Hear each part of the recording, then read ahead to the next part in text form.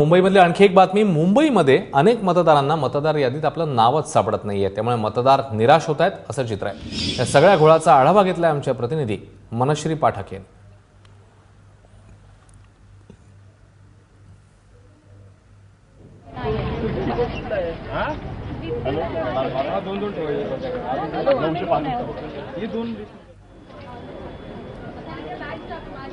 मतदान केंद्रांवर मतदारांचा उत्साह तर बघायला मिळतोय, मात्र मतदार याद्यांमध्ये घोळ असल्याचं सुद्धा आता लक्षात येते. मतदान केंद्रावर पोहोचल्यावर आपलं नावच यादीत नाहीये असं सुद्धा अनेक मतदारांना आढळलेलं आहे. मला सांगा की तुम्ही किती वाजेपासून आलेला आहात, मतदान करण्यात काय काय अडचणी येतात? मला सकाळी 7:30ला आलेला आहे. पहिला हॉल नंबर 3ला तिथे गेलो. लाईन मध्ये तिथे गेल्यानंतर सांगितलं तुमचं 12 नंबर बूथ वरती आहे. तिथे गेलो असं तिथं माझं लिस्टवरती नाव नाही. माझ्या संपूर्ण फॅमिलीचं नाव आहे.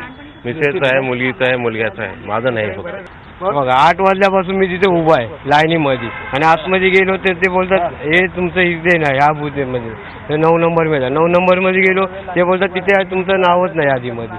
असं आहे. असं का पण मी आता चिपळूण आलो. चिपळूण माझा नंबर मिळाला व्यवस्थित. मी मतदान करून परत चिपळूणला चाललोय.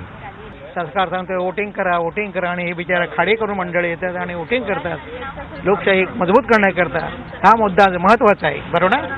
आणि मतदारांचं म्हणणं हेच आहे की याद्यांमधल्या घोळामुळे त्यांची नावं इथे मतदार याद्यांमध्ये सापडत नाहीयेत. अनेक ठिकाणी बूथ फिरल्यानंतर सुद्धा त्यांचं नाव जर सापडत नसेल तर अर्थात मतदार हे नाराज होणार आहेत. मात्र नाराज होऊन सुद्धा ते प्रयत्न करतायत की मतदान झालं पाहिजे.